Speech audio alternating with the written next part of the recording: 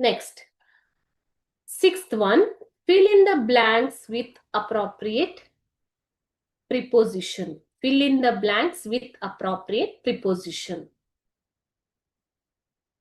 The little creek ran dash his land.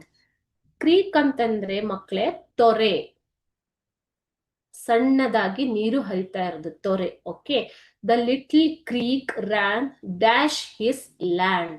So ran through his land, ಮೂಲಕ, ಆತನ ಜಾಗದ ಮೂಲಕ ಒಂದು ತೊರೆ ಹರಿತಾ ಇತ್ತು ಅನ್ನೋದು. Okay, the day of the sale he came dash the office. He came into the office. The day of the sale he came into the office.